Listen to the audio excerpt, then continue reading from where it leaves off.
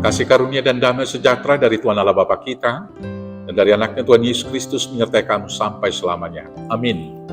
Selamat pagi saudaraku, selamat beraktivitas untuk memuliakan Tuhan. Dipandu firman Tuhan yang akan saya bacakan dari Roma pasal 13 ayat 14, demikianlah firman Tuhan. Tetapi kenakanlah Tuhan Yesus Kristus sebagai perlengkapan senjata terang, dan janganlah merawat tubuhmu untuk memuaskan keinginannya. Demikianlah firman Tuhan. Bapak Ibu Saudaraku yang terkasih dalam Yesus Kristus, seperti yang saya katakan kemarin, kita adalah makhluk sosial yang hidup dalam sebuah komunitas dan harus berinteraksi satu dengan yang lain. Dan untuk dalam kehidupan komunitas kita itu, Tuhan Allah telah memberikan hukum bagi kita, yaitu hukum Taurat, yang mengatur hubungan kita dengan Tuhan dan hubungan dengan sesama. Mengatur hubungan dengan Tuhan itu diurai mulai daripada hukum Taurat 1 sampai dengan 4. Segala sesuatu yang kita lakukan itu harus sebagai ibadah kepada Tuhan. Dan kemudian dimulai dari ayat 5 sampai ayat 10. Bagaimana kita diatur dalam hukum cinta kasih. Dan kesimpulan daripada semua hukum Taurat itu adalah cinta kasih. Dan rumusannya adalah hidup kita ini harus menjadi berguna dan menjadi berkat bagi banyak orang. Tetapi dalam kenyataan kehidupan keseharian, ada banyak manusia yang memusatkan kehidupan itu kepada dirinya sendiri. Dia mau berinteraksi dengan sesama, dia mau berbagi dengan sesama, apabila segala sesuatunya menguntungkan dirinya sendiri. Maka segala sesuatu dilakukan untuk memuaskan, merawat dan melayani tubuhnya, melayani keinginan diri sendirinya.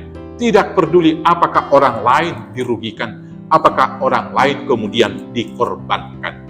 Maka di dalam perikop bacaan mulai dari ayat 8 sampai 14 ini, Rasul Paulus mengajar kita supaya kita saling mengasihi. Dan jangan senantiasa hanya menuruti keinginan diri sendiri. Supaya kita dimampukan untuk itu, maka ayat 14 ini mengatakan, kenakanlah Tuhan Yesus Kristus sebagai perlengkapan senjata terang, dan janganlah merawat tubuhmu untuk memuaskan keinginannya. Kalau kita mengenakan Kristus Yesus, berarti kita harus hidup di dalam Kristus, bukan lagi di dalam kita. Seperti yang dikatakan oleh Rasul Paulus dalam Galatia 2 ayat 20. Namun aku hidup, bukan lagi aku yang hidup, tetapi Kristus Yesus yang hidup di dalam aku.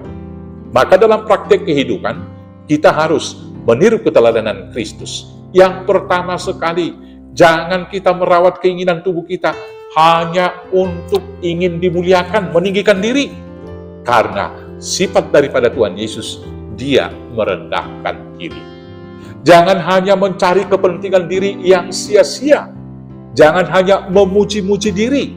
Dan jangan lagi kita mau mengorbankan orang lain untuk hidup kita. Tetapi yang benar adalah kita berkorban supaya orang lain boleh hidup dengan sejahtera dan sukacita. Hiduplah di dalam cinta kasih.